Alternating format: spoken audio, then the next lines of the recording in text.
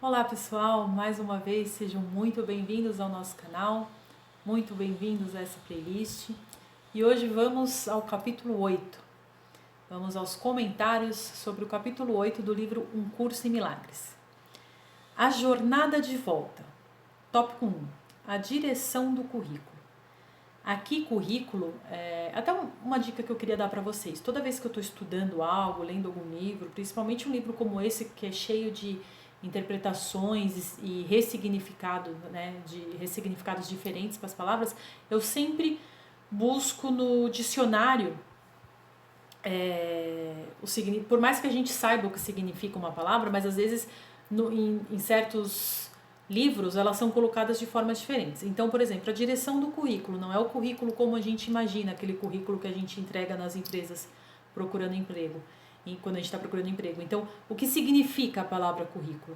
Né? Aí eu dei uma olhadinha no dicionário e currículo significa atalho, curso também, né? Então, a direção do curso, a direção do trajeto, né? Não é a jornada de volta para casa, então a direção do curso, né? Desse trajeto de volta a casa. Então, toda vez que vocês verem, se estiverem lendo esse capítulo e ver a palavra currículo, né, não só nesse capítulo, não sei se de repente aparecendo em outras, que agora eu não vou me lembrar se vai aparecer ou não em outros capítulos do livro, mas leva para esse significado, tá?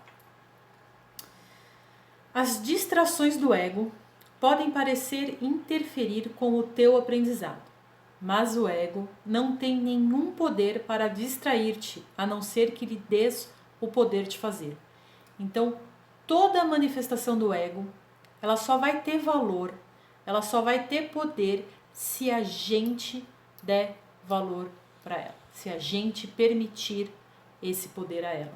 E a gente permite isso quando a gente põe significado para isso, quando a gente quando a gente acredita que existe uma verdade dentro daquela ação que o ego está querendo impor pra gente, tá? Então sempre esse controle, a decisão de dar ou não poder a isso é sempre nossa, tá? Porque senão, se fosse assim, o ego chegava, exterminava e só viveria 100% 100% de formas egóicas, né? A gente não teria a oportunidade aí para crescer, para voltar para casa. O teu aprendizado passado não pode deixar de ter te ensinado coisas erradas simplesmente porque não te fez feliz.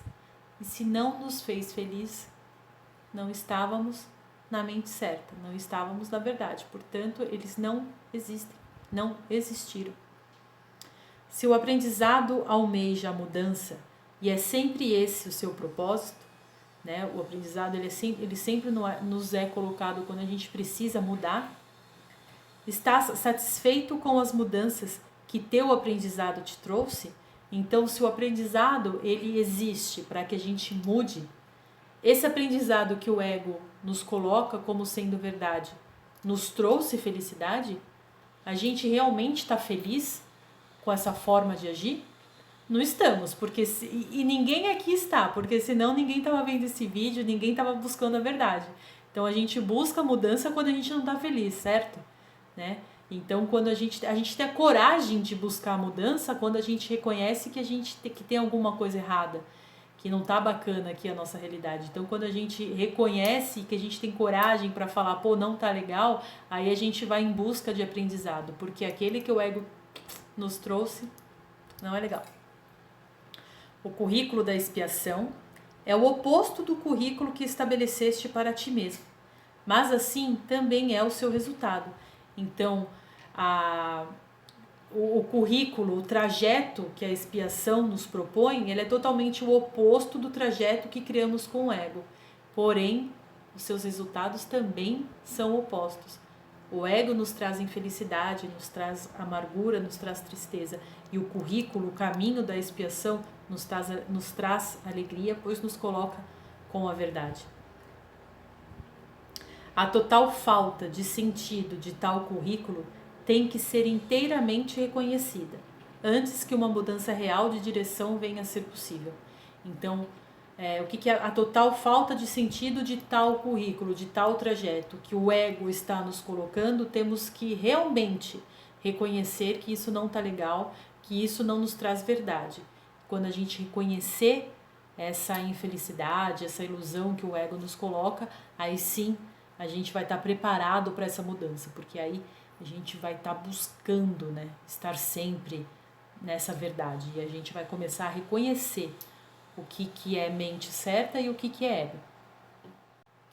Tópico 2. A diferença entre aprisionamento e liberdade. Só um professor sabe qual é a tua realidade. Como assim só um professor? Só um professor. Ou a centelha ou o ego. Só um deles sabe qual é a nossa verdadeira realidade. Se aprender a remover os obstáculos a esse conhecimento é o propósito do currículo, do trajeto, tens que aprender isso com ele, com o professor que sabe qual é a nossa verdade. O ego não sabe o que está tentando ensinar. Está tentando te ensinar o que tu és sem saber o que és. Se o ego soubesse, aliás, se estivéssemos em nossa mente certa, com a certeza daquilo que somos, não teríamos nem criado o ego, né? Então o ego ele tenta nos ensinar o que somos sem nem ao menos fazer ideia do que de verdade somos. Nós dissemos que o Espírito Santo te ensina a diferença entre dor e alegria. Isso é o mesmo que dizer que ele te ensina a diferença entre prisão e liberdade.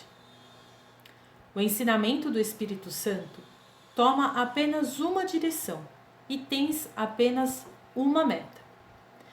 Ele não pode conceber Deus sem ti, porque não é a vontade de Deus ser sem ti.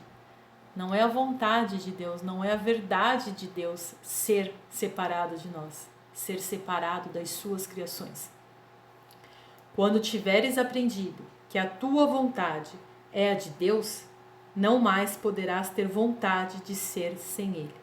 Quando a gente compreender que a nossa verdade é a mesma verdade que Deus, não tem por que querer ainda optar viver sem essa vontade, sem essa verdade. Assim como ele não poderia ter vontade de ser sem ti. Isso é liberdade e isso é alegria. Nega isso a ti mesmo e estarás negando a Deus, o seu reino, porque ele te criou para isso. Então a gente nos separando, a gente negando ao nosso Pai que somos suas criações, nós estamos negando essa felicidade, esse reino a Ele também, porque a criação do seu reino, nós somos uma expansão desse reino. Então nós somos esse reino. Tópico 3, o encontro santo. Conhece-te a ti mesmo. Não há nada além disso a buscar. Ou seja, reconheçamos a nossa verdade. Todos estão buscando a si mesmos e ao poder e à glória que pensam ter perdido. Então a gente está buscando algo que a gente acha nós mesmos e algo que acha que perdemos, que é o nosso poder de ser quem somos, que é a nossa glória de ser quem somos. Sempre que estás com alguém, tens uma outra oportunidade de achá-los. O teu poder e a tua glória estão nele, porque são teus. Então, quando a gente está com alguém, a gente tem a oportunidade de nos encontrar lá, de nos encontrar a nossa glória, porque a gente tem a oportunidade de, projetando ao outro a nossa centelha, vendo ao outro como uma centelha, como uma criação de Deus, a gente fortalece aquilo na gente, a gente se reencontra através dessa atitude. O ego tenta achá-los exclusivamente em ti, porque não sabe onde procurar. O ego não, o ego ele acha que tem que estar só na gente, o poder, a glória. O Espírito Santo te ensina que se olhares só para ti mesmo, não poderás te achar, porque não é isso o que és. Nós somos um com todos somos um. Toda vez que estás com um irmão, estás aprendendo o que és, porque estás ensinando o que és. Ele vai responder com dor ou alegria, dependendo de qual é o professor que tu estás seguindo. Então, dependendo de como eu projetar no outro, de que professor eu seguir para projetar no outro, ele vai estar aprendendo através de mim, ou com dor ou com alegria. Ele será aprisionado ou liberado de acordo com a tua decisão e tu também, né? Que eu projeto para o outro, eu estou projetando para mim mesmo. Nunca te esqueça da tua responsabilidade para com ele, porque é a tua responsabilidade para contigo mesmo. O que eu faço para o outro, eu estou fazendo para mim mesmo. Tópico 4. A dádiva da liberdade. Minha missão simplesmente foi a de unir a vontade da filiação à vontade do Pai, ou seja, de nos unirmos, nós e nosso Pai. Por estar eu próprio ciente da vontade do Pai. Essa é a consciência que eu vim te dar e o teu problema de aceitá-la é o problema desse mundo. Ou seja, a nossa resistência em aceitar essa verdade, que a vontade do Pai é a nossa união, a nossa reunião com Ele, é o problema desse mundo. Né? Dissipá-lo é a salvação, e nesse sentido eu sou a salvação do mundo, ou seja, eu vim, né, Cristo veio para dissipar essa ilusão. O mundo, portanto, tem que desprezar-me e rejeitar-me, porque o mundo é a crença em que o amor é impossível. Só que o mundo acredita que essa reunião não é possível. Então, o mundo ele tem como missão repudiar Cristo, né? Repudiar a ideia que essa centelha maior nos propõe de que essa união é possível, né? Então, o mundo repudia isso. Porque o mundo que nós conhecemos hoje, que estamos aqui, né, o mundo ao qual estamos manifestados hoje, é uma manifestação do ego, porque ele foi criado através de milhões de mentes unidas nesse ego, unidas nessa ilusão. Deixa eu ver o que saiu aqui. Os filhos de Deus são iguais em vontade, ou seja, os filhos de Deus são iguais em verdade, sendo todos a vontade, a verdade de seu Pai. Essa é a única lição que eu vim ensinar. Ou seja, Cristo veio nos ensinar somente isso, que somos uno, que somos iguais. A Santíssima Trindade é santa, porque é una. Se te excluis dessa união, estás percebendo a Santíssima Trindade como separada. A gente acredita que Deus, Espírito Santo e nós somos seres separados. Tens que estar incluído nela, porque ela é tudo. Ou seja, a Santíssima Trindade, ela é una e ela é tudo. E temos e somos parte delas. Pai, Filho, Espírito Santo, né? Deus, nós como seus filhos, Espírito Santo, nossa centelha.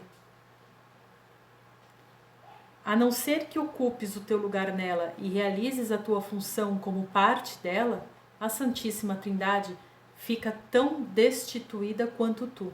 Ou seja, ela também não está completa, enquanto a gente não se reconheça como uno com elas. Nenhuma parte dela pode estar aprisionada, se quiser conhecer a sua verdade. Ou seja, então se a gente quiser realmente nos unificar, realmente conhecer a nossa verdade e a verdade dessa Santíssima Trindade, a gente tem que lutar por, não lutar no sentido lutar da palavra, mas a gente tem que viver para essa verdade, para essa unificação. Tópico 5. A vontade sem divisão da filiação. O reconhecimento de Deus é o reconhecimento de ti mesmo. Não há separação entre Deus e a sua criação. Vais te dar conta disso quando compreenderes que não há separação entre a tua vontade e a minha, entre a verdade de Deus, a verdade de Cristo e a nossa verdade. A unicidade de Deus e a nossa não são separados, porque a sua unicidade abrange a nossa. Unir-te a mim, né, unir-te a Cristo, é restaurar o seu poder para ti, porque nós o estamos compartilhando. Lembra? Dar e receber é uma coisa só, né? Então, quando eu me uno àquilo, eu compartilho. Então, quando eu me uno a Cristo, quando eu me uno à centelha, eu compartilho essa verdade, eu fortifico essa verdade, tanto em mim, quanto nele, quanto em todos nós. Na medida em que nos unimos a Ele, ao nosso Pai. A nossa jornada é simplesmente a jornada de volta a Deus, que é a nossa casa. Sempre que o medo se introduzir em qualquer lugar ao longo da estrada para a paz, isso se deve ao ego ter tentado unir-se a nós nessa jornada. Então, nesse caminhar, quando sentimos medo, é o ego tentando se unir a isso. Então, quando a gente está em paz, estamos firmes nesse propósito de voltar para casa e começamos a sentir medo, temos a certeza, já tem como certeza de que o ego está querendo manifestar, ele está querendo se juntar a nós nessa jornada. E não pode fazer isso, ele não pode fazer isso. Sentindo a derrota e enraivecido por isso, o ego se considera rejeitado e vem a ser vingativo. Ah, é? Vocês não vão deixar eu me unir com vocês? Ele não reconhece que ele não está sendo rejeitado. Ele simplesmente é uma vibração, é uma energia, é uma forma que não cabe na verdade, porque ele é uma ilusão, né? E nós criamos ele. Então não é que ele é um ser, um terceiro ser que a gente está repudiando. Não, não é. Ele é uma criação nossa que é errada. Enquanto a gente carregar essas criações erradas, enquanto a gente alimentar elas, a gente não vai conseguir voltar para casa. E quando a gente está voltando para casa, que a gente começa a sentir medo, é esse corpo egóico, né, que está querendo se rebelar porque está achando que está sendo rejeitado, o que também é uma ilusão, e aí ele vai criar confusão na nossa cabeça, vai criar raiva, vai criar ataque, ele vai tentar dar uma bagunçada. És invulnerável à vingança do ego, porque eu estou contigo. Temos a nossa centelha, temos a Cristo, e essas tentativas vão ficar cada vez mais pequenas. A gente vai começar a reconhecer, até dar risada dessas reações egóicas, porque a gente vai ver o quão sem sentido elas são, quando a gente reconhece aquilo que nós somos. Tópico 6. O tesouro de Deus. O mundo nada pode adicionar ao poder e à glória de Deus e de seus filhos santos, mas pode cegar os filhos em relação ao Pai, se eles contemplam o mundo. O mundo, né? Aqui o nosso planeta, esse mundo que a gente manifestou, que a gente está vivenciando, nada pode acrescentar ao Pai, porque aqui só tem ilusão, só tem verdade. Mas ele pode criar em nós obstáculos para essa unificação, se a gente se identificar com isso aqui. Então, se a gente alimentar isso aqui, se a gente amar esse mundo ilusório e quiser cada vez mais se identificar com isso, esse mundo ilusório nada pode contra o Pai, mas ele pode nos cegar se a gente continuar, se a gente optar e viver em comunhão com ele, né? Dando força aqui para a matéria, dando força para esses sentimentos negativos, querendo compartilhar disso aqui. Aí a gente vai, como se diz aí, ladeira abaixo, né? A gente vai se distanciar cada vez mais do nosso Pai, da nossa criação. Eu vim para te dizer que não cabe a ti escolher qual dos dois é verdadeiro.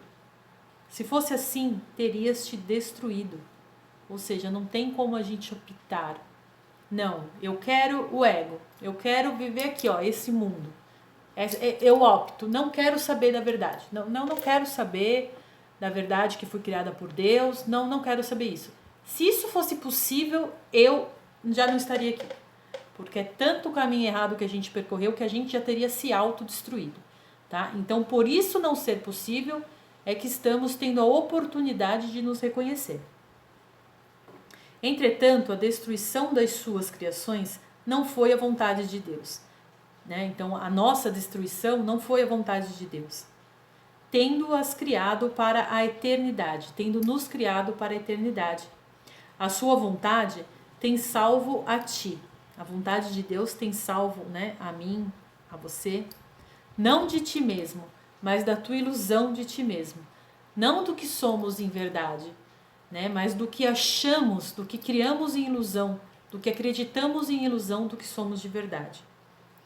Ele te tem salvo para ti. Ou seja, Deus nos protege das nossas próprias ilusões. Deus só quer seu filho, porque seu filho é seu único tesouro. Nós somos as suas criações. Somos o tesouro de Deus. Tu queres as tuas criações, assim como Ele quer as dele. Mas eu também quero as minhas criações. Porém, o que são as minhas criações? As tuas criações são a tua dádiva à Santíssima Trindade. O que eu estou criando é o que eu estou dando à Santíssima Trindade. Criadas em gratidão pela tua criação. Elas não te deixam do mesmo modo como não deixaste o teu Criador, mas entendem a tua criação assim como o próprio Deus, mas estendem, a tua criação assim como o próprio Deus se estendeu a ti. Então, aquilo que eu crio, eu me estendo naquilo que eu estou criando. Né? Deus se estendeu em nós porque foi aquilo que Ele criou. Né? É possível que as criações do próprio Deus tenham alegria naquilo que não é real? Então, como eu posso ser feliz se aquilo que eu estou criando, se naquilo que eu estou me expandindo, não é verdade, é uma mentira? É possível ser feliz nessa criação? E o que é real, exceto as criações de Deus e aquelas que são criadas como as dele? Existe alguma outra coisa que não seja a criação de Deus? E a criação de Deus criada tal como ele, ou seja, criada com amor, existe outra coisa que não seja isso? As tuas criações te amam como tu amas o teu Pai pela dádiva da criação. Não há nenhuma outra dádiva que seja eterna e, portanto, não há nenhuma outra dádiva que seja verdadeira. Como então podes aceitar qualquer outra coisa ou dar qualquer outra coisa e esperar alegria em troca? Como é que eu posso dar ilusão, dar egoísmo, dar ataque, dar raiva, dar ciúmes, dar inveja e esperar em troca alegria? Se eu sou uma expansão daquilo que eu estou dando, eu vou atrair aquilo que eu estou dando. Né? Como é que eu posso atrair alegria, felicidade verdadeira se eu estou criando, se as minhas criações são essas ilusões? E o que mais, além de alegria, poderias querer? Tu não fizeste a ti mesmo e nem a tua função. De novo, não fizemos a nós mesmos, nem a nossa função. A nossa função, Deus criou a nossa função. Fizeste apenas a decisão de seres indigno de ambos, ou seja, escolhemos apenas que não somos dignos de quem nos criou, do que somos e da nossa função. No entanto, não podes tornar-te indigno porque tu és o tesouro de Deus e o que Ele valoriza tem valor. Gente, toda vez que eu leio isso, eu fico emocionada de verdade, porque assim, a gente optou totalmente errado, a gente fez escolhas totalmente erradas e essas escolhas, elas não podem ser verdadeiras porque somos o tesouro de Deus. Então, Deus está sempre nos olhando com amor, porque somos a sua expansão, somos a sua criação. Por mais que um momento muito, muito infantil, muito ilusório, a gente decidiu que sabemos mais que ele ou que podemos ser maior que ele, a gente tenha achado que a gente podia se separar, Deus nos mantém no seu amor, Deus nos manteve protegidos, sabe? Então, assim, é só a gente despertar para isso, porque nada pode acontecer de mal com a gente. Nada, nada, nada. Em verdade, em essência mesmo, nada. A gente pode achar que eu posso me machucar fisicamente amanhã, eu posso achar que eu posso perder tudo financeiramente, não ter mais dinheiro para nada, eu posso achar que eu fui abandonada pelo ciclano, pelo fulano, que eu fui traída e que aquilo me machucou e que aquilo, nossa, que tristeza aquilo vai me trazer, que medo aquela situação vai me trazer. Mas não. Somos o tesouro de Deus. Nada pode acontecer de ruim conosco, porque Ele, a força maior, a única força que existe, nos protege, nos ama, nos guarda. Então, mesmo, gente, de verdade, assim, é pedir essa conexão, é pedir essa união, porque ela é nossa. Não há nenhum questionamento que devas jamais colocar para ti mesmo, a não ser um: quero conhecer a vontade de meu Pai para mim? Então a única coisa que a gente tem que ser sincero com a gente mesmo é isso. Eu quero mesmo, de verdade, conhecer qual é o propósito, qual é a função de Deus para mim? Porque só dependendo da tua resposta sincera para com você mesmo, em cima dessa questão, é que você vai ver aí se você está de verdade optando pelo caminho da centelha ou se você opta por continuar pelo caminho do ego, tá? A escolha é sempre nossa. Tópico 7. O corpo como um meio de comunicação. O ataque é sempre físico. Quando qualquer forma de ataque entra na tua mente, estás te igualando a um corpo, já que é essa a interpretação que o ego faz do corpo. Não é preciso que ataques fisicamente para aceitares essa interpretação. Então, toda forma de ataque, ela é um atestado de que a gente de que estamos nos reconhecendo como um corpo físico, né? De que estamos acreditando que somos um corpo físico. Lembra-te de que o Espírito Santo interpreta o corpo só como um meio de comunicação, sendo o elo de comunicação entre Deus e seus filhos separados. Então, isso daqui é apenas um instrumento, uma ferramenta para nos comunicarmos entre nós. Tá? Tu não percebes os teus irmãos como o Espírito Santo os percebe, porque não considera os corpos somente como meios de juntar as mentes e uni-las com a tua e a minha, né? Com a mente de Cristo. A gente não considera, não é assim que o Espírito Santo ele nos vê no que somos de verdade, mas nós não. Então a gente não acredita que o corpo é só essa ferramenta para que a gente possa se comunicar. A gente coloca muito mais valor ao corpo. A gente realmente se reconhece como individualizações, né? Como seres separados. Então quando eu olho para você, quando você olha para mim, você está vendo um outro. Né? Você está vendo uma outra pessoa que não é una com você. A gente não se vê em essência, porque a gente se relaciona com esse corpo físico, né? A gente parece que é meio que a gente põe como se fosse uma barreira, assim. Então eu não consigo ver você como uma centelha tal como eu vejo você como o seu corpo, né? E isso é errado. Tópico 8. O corpo como meio ou fim. Atitudes dirigidas ao corpo são atitudes dirigidas para atacar. Então, atitudes onde eu estou me relacionando com o seu corpo físico, quando eu estou me relacionando com você como um corpo, né, te olhando, acreditando em você como um corpo, são atitudes que geralmente vêm aí uma forma de ataque, né? Principalmente quando eu estou te julgando, né? Eu estou te julgando, eu estou te vendo como um corpo físico, então eu estou te atacando. Para o ego, o corpo é algo com que atacar. Então, para o ego, isso daqui é uma ferramenta que eu posso usar para atacar o outro. Igualizar-te ao corpo, né, te ensina o que tu és, te ensina que o que tu és serve para atacar. Então, quando eu me igualizo com o meu corpo, eu estou ensinando a mim mesmo que eu posso usar do corpo como uma arma para o ataque.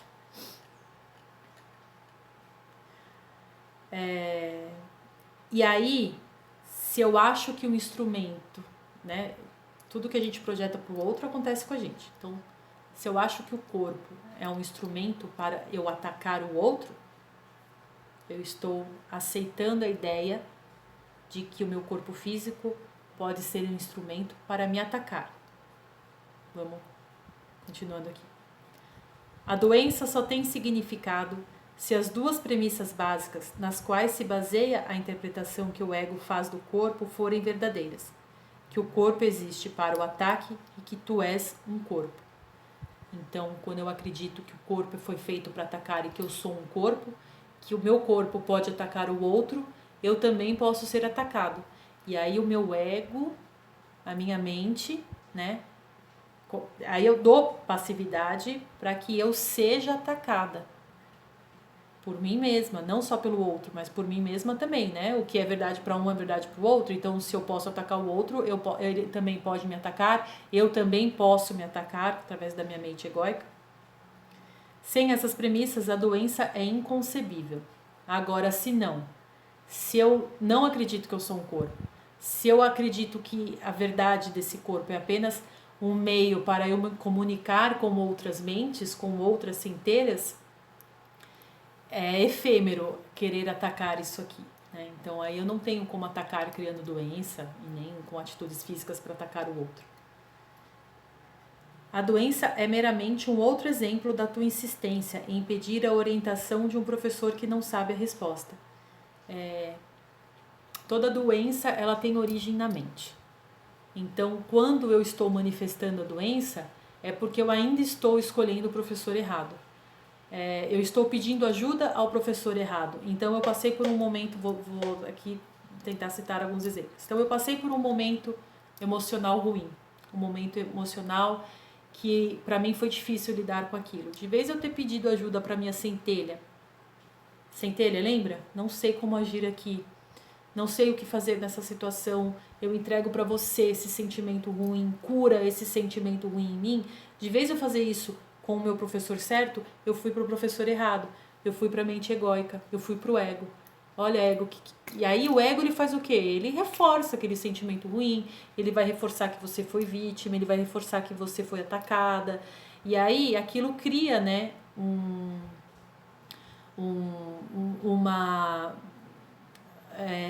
uma desarmonia na nossa mente, né? E essa desarmonia, uma mente em desarmonia, ela cria várias formas, várias manifestações erradas. E a doença é uma dessas formas de manifestações erradas, porque fomos pedir ajuda ao professor errado, né? Tópico 9. A cura como percepção corrigida. Então, a cura como... de novo aqui, né? Essa forma que eu tenho para estudar, de usar o dicionário. Então, o que é a palavra percepção? Né? É o que vemos, é a forma como vemos, como acreditamos nas coisas, como percebemos as coisas. Então, a cura como percepção corrigida, ou seja, a cura através da correção de como vemos as coisas. Quando o ego te tenta para que fiques doente, não peças ao Espírito Santo para curar o corpo, pois isso seria apenas aceitar a crença do ego, segundo a qual o corpo é o objeto adequado para a cura.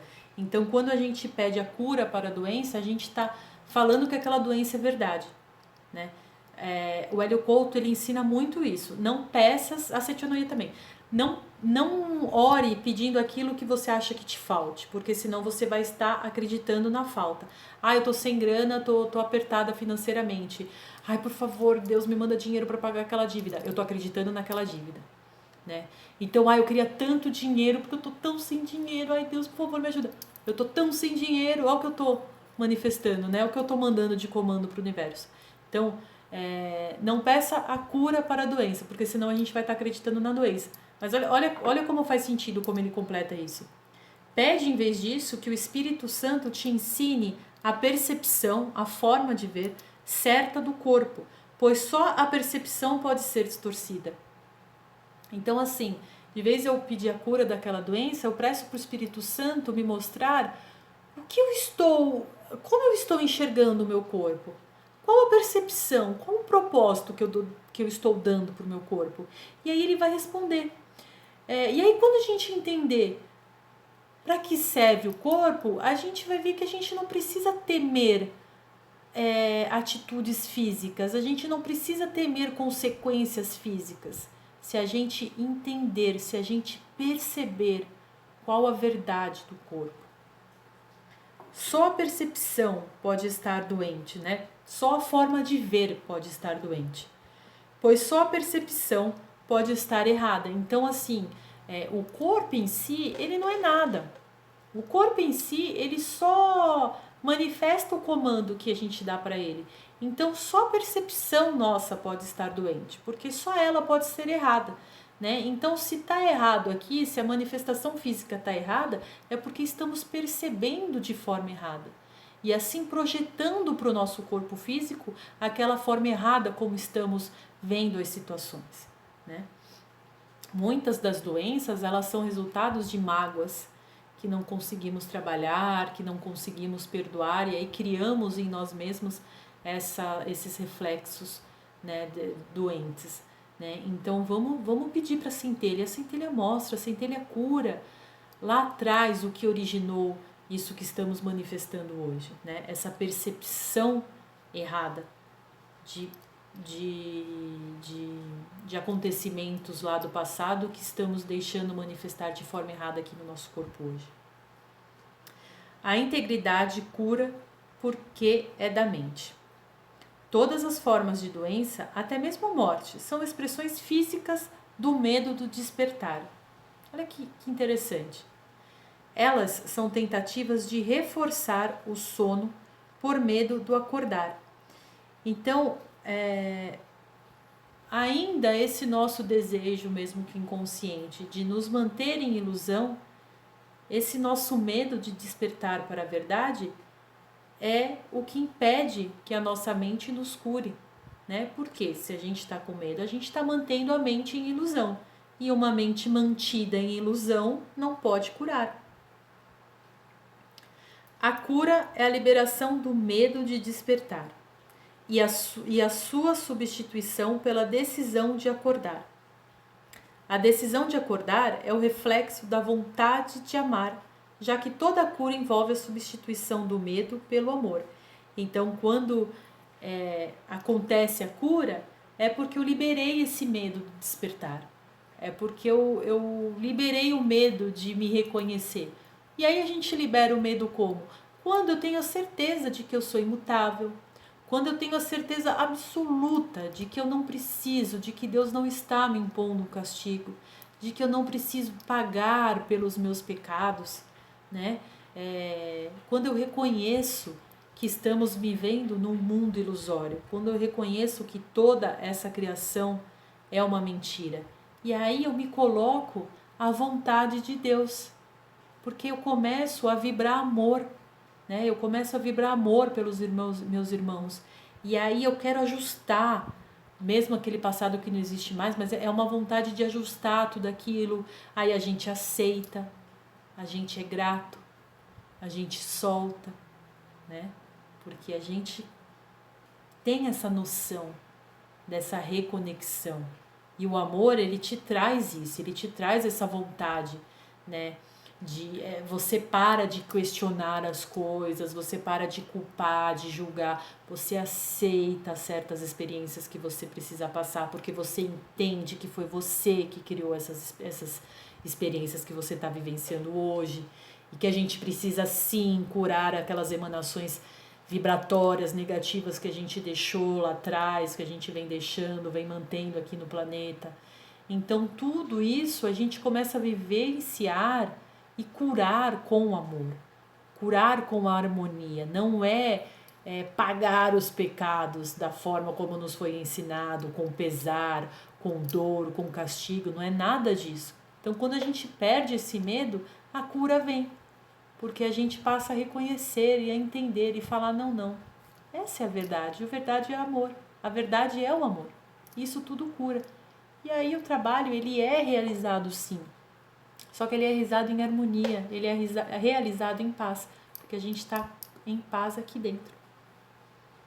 O Espírito Santo não pode distinguir entre graus de erro, pois se ensinasse que uma forma de doença é mais séria do que outra, ele estaria ensinando que um erro pode ser mais real do que o outro.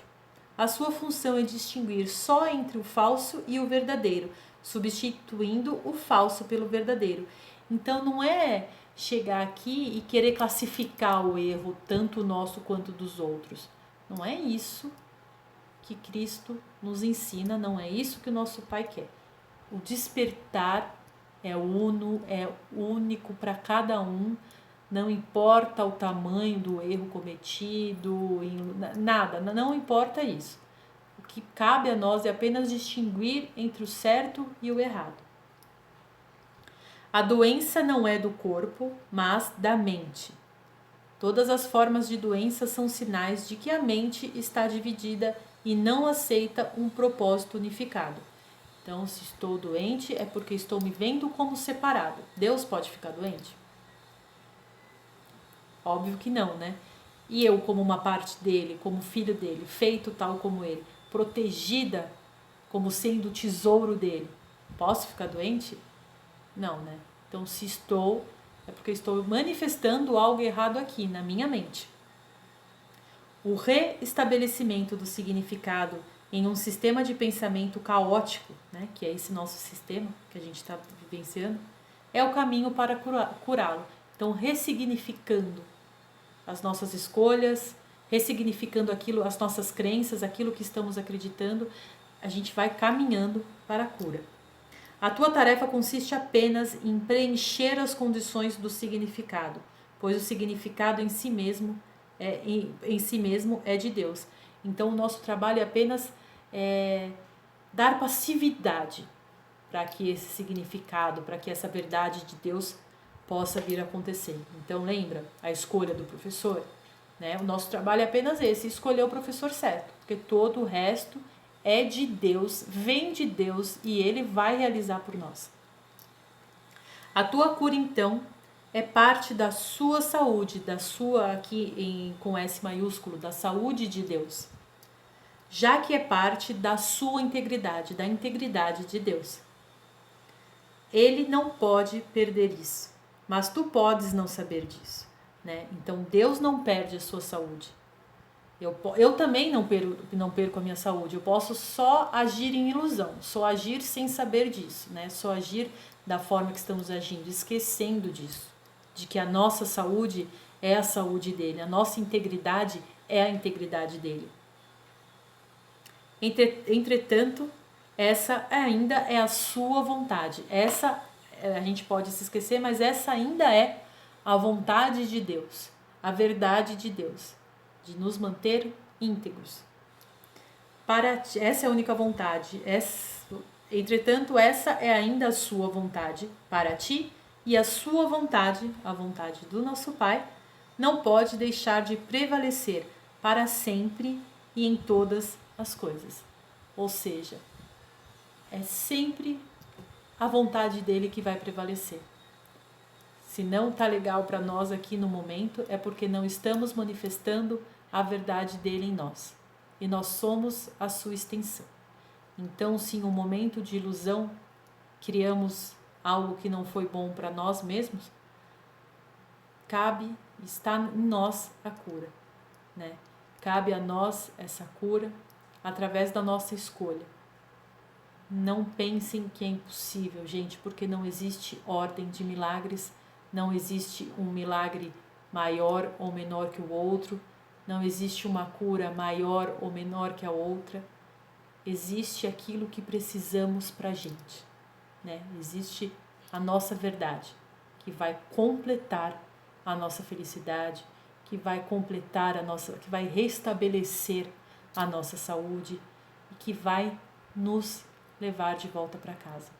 Então cabe a nós somente fazer a escolha certa. Se vamos continuar em ilusão, se vamos continuar criando através do ego, ou se vamos aceitar que a nossa centelha nos ensine, nos guie, né? nos coloque de volta ao caminho da verdade. Muito obrigada, pessoal.